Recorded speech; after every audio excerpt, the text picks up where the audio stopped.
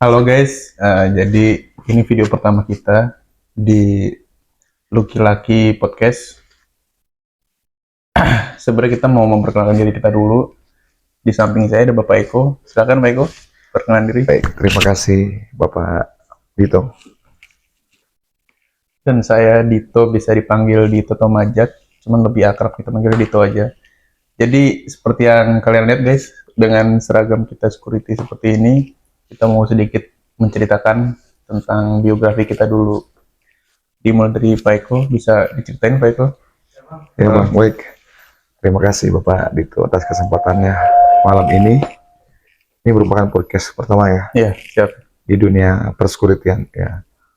Nama saya Eko Anggi Putra, kelahiran Dalung, Provinsi Bali, 6 April 1988. Saya berpendidikan di SMA dan melanjutkan jenjang kuliah di S1 di Universitas Negeri jurusan Fakultas Hukum, hukum pidana. Oh, mantap. Baik, terima kasih. Siap. Kalau saya lahir di Bogor guys, dengan kelahiran di tahun 2004, 16 April. Emang masih tergolong cukup dini untuk masuk di ranah security, cuma nggak apa-apa. Dari mulai awal lulus sekolah, SMK, di tahun 2022 tuh saya langsung terjun ke dunia security sampai ada di titik sekarang. Jadi gimana Pak Eko, sebelum masuk ke security, dulu pekerjaannya sebagai apa Pak Eko? Baik, saya dulu banyak sih profesi yang saya geluti dan entah kenapa saya jatuh hati pada dunia persekuritian karena security ini merupakan profesi Iya benar, profesi sekarang. dan setiap orang tidak tidak bisa melaksanakan tugas seperti kita karena kemampuan yang di dasar security harus punya pendidikan dulu kan. Benar.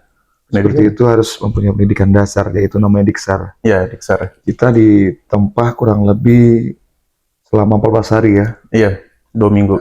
Oleh Binmas atau Bina Mitra Masyarakat di Polda masing-masing. Pada saat itu saya memiliki pendidikan di Lido yang diselenggarakan oleh Bank Indonesia. Diikuti ada sekitar 400 orang.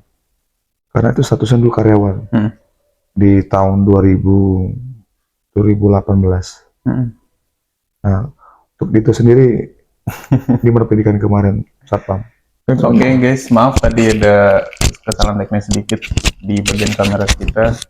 Jadi ya untuk saya di saat pendidikan pun sama guys. Jadi kita itu pendidikan dasar 14 hari yang dimana kita dididik ya untuk pembekalan kita nantinya untuk bekerja sebagai security. Jadi balik lagi ke materi kita malam kali ini, karena menyangkut pekerjaan security yang dimana kan kita kadang ada shift malam, yang dimana kita menjaga area untuk apa sih, kayak pengalaman-pengalaman horor guys. Jadi ya kita coba tanyain sama Pak Eko untuk pengalaman horor gimana Pak Eko, ada Pak Eko? Baik, kalau menurut saya sih simpel. Pada saat saya jaga di tambang itu saya memiliki personil 120 orang. Oh banyak juga ya. Ditempatkan di pos masing-masing. Jadi satu pos itu memiliki 4 orang personil. Jadi saya punya tambang itu 155 kilo. Di sana namanya Jalan Holding namanya, terus batu bara. Pada saat itu malam itu saya ditelepon sama teman saya atau anggota saya dan mohon izin ada kecelakaan di Jalan Holding namanya. 1 orang tewas dilindas sama truk batu bara. Begitu saya angkat telepon dan saya merespon, dari base camp saya ke lokasi itu berjalan kurang lebih 2 jam. Oh jauh juga ya. Jauh. Setelah sampai di TKP, saya turun dari mobil. Saya lihat itu orang udah kayak hancur, spaghetti. Udah hancur berkeping-keping karena pada saat itu musimnya kemarau. Jadi pandangan itu kurang lebih 4 meter. Debu. Oh debu semua. Tutupin debu. Oh tambang ya. Tambang, namanya tambangan. Jadi pada saat turun kita itu melakukan penutupan dulu dari pos satu pos lain. Kenapa? Begitu kalau kita nggak menutupkan itu akan terjadi trouble. Mm-mm.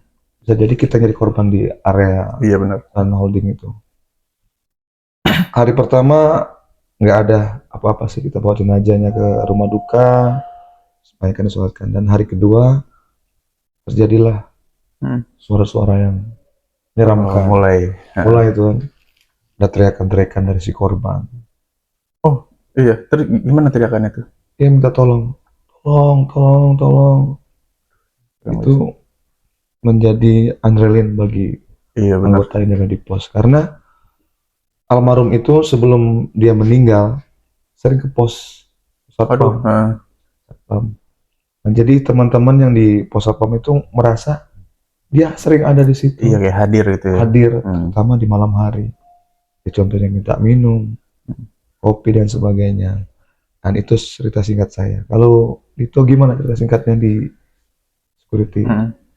Kalau untuk saya pribadi guys, untuk cerita-cerita horor itu saya pernah kan waktu shift malam. Cuman bukan di area kerja tempat kerja sekarang saya ya. Waktu itu saya bekerja di satu instansi lah, yang dimana saya jaga malam itu bersama satu rekan saya. Kita itu patroli dari mulai basement 4 sampai ke eh, rooftop ya, lantai 16. Yang dimana tuh emang di basement itu banyak cerita-cerita dari drive, bukan di rooftop atau di basement, itu banyak cerita-cerita horor tuh dari driver yang suka diteror tuh sama ada yang namanya nenek-nenek guys. Jadi di basement 4 itu karena emang tempatnya paling bawah dan gelap, karena tuh driver yang suka di dalam mobil karena suka ditampakin gitu sama wujud nenek-nenek itu. Nah waktu ketika saya lagi patroli sama teman saya kan kita mengecek area basement, teman saya itu jadi dia ngecek ke sebelah sana, saya ngecek ke sebelah sini, jadi kita misah. Dan dari arah sini tuh pintu pintu tangga darurat itu terbuka sendiri gitu guys. Jadi yang saya pikir teman saya panggil kan, jadi namanya teman saya itu Aji. Ji, gitu kan, ngapain ke situ-situ kan? Karena itu emang udah saya cek, tapi nggak ada jawaban. Sampai akhirnya saya bingung kan kok nggak dijawab gitu. Akhirnya saya samperin ke arah itu dan ternyata kosong guys. Jadi bener-bener angin pun nggak bakal ada kalau di basement itu kan, bener-bener hampa, ruang hampa. Pas saya ngecek itu nggak ada orang, saya celingan-celing ngeliat tangga darurat, kok kosong. Dan saya ditepuk sama teman saya di belakang. Tok ngapain, kata dia gitu. Bilang, lah lu bukan di dalam tadi barusan nutup pintu. Mana ada orang, gue dari sebelah sana, kata dia gitu kan. Dan sampai akhirnya itu saya langsung merinding sendiri di situ. Dan alhasil saya cairin suasana, saya bilang, oh mungkin angin kali atau gimana. Jadi kita lanjut lagi patroli. Nah pas ke basement 2, itu saya nggak tahu salah lihat atau gimana guys. Jadi di sebelah sana, di lorong yang bagian, apa sih tuh Bang Eko? Koridor. Bukan yang jalur mobil itu, end run ya sebutannya. Iya, pokoknya yang jalur mobil yang melingkar itu buat keluar. Di situ ada rambut guys, rambutnya nenek itu nengok gini dia. Dan itu saya gimana ya, saya pas ngeliat itu antara saya panik, cuman saya takut nakutin teman saya kan. Saya langsung ngalihin aja pandangan. Saya ngalihin pandangan di pojok sana itu kan kayak ada rambut gini kan. Itu tuh putih dia, bukan hitam tapi putih. Tapi gerak gini. Pengen jam setengah 2 malam, siapa yang ada di kantor di basement begitu? Kurang kerjaan banget kan. Jadi saya langsung suruh teman saya, kita lewatin dulu aja deh patroli basement, kita langsung ke lantai-lantai aja. Jadi secara nggak langsung tuh emang di area basement ya bisa dibilang lumayan horor sih guys kalau untuk kayak sebuah instansi. Mungkin kalau di mall kan, basement mall juga lebih dalam lagi tuh, lebih banyak. Dan mungkin itu banyak cerita-cerita juga sih kalau security itu di basement. Jadi paling itu sih Pak Eko, teror nenek-nenek lah jatuhnya. Nenek. Jadi cerita singkatnya itu, jadi penempatan di suatu wilayah itu kemungkinan aura mistis ya. Iya benar. Aura mistis ataupun hal gaib itu masih menyelimuti. Tapi kita sebagai satuan pengamanan sudah dididik ya.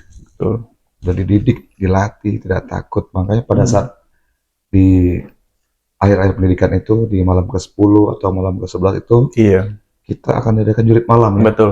Jurit malam. Supaya kenapa? Latih mental Kita juga. mempunyai mental yang siap ditempatkan di mana saja. Dalam kondisi apa saja kita sudah siap.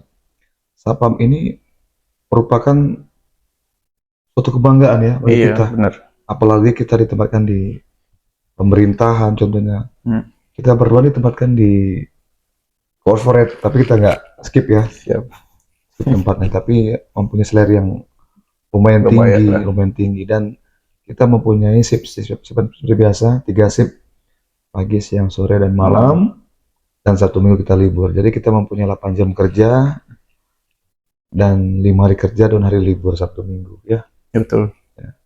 Oke. Oke, jadi kita rasa untuk perkenalan diri dan sedikit cerita-cerita tentang dunia persekuritian cukup guys. Mungkin kita next kita lanjut, atau kalian bisa ngasih saran apa yang mau dibahas di podcast selanjutnya.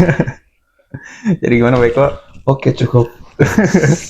Bye bye guys. Bye bye.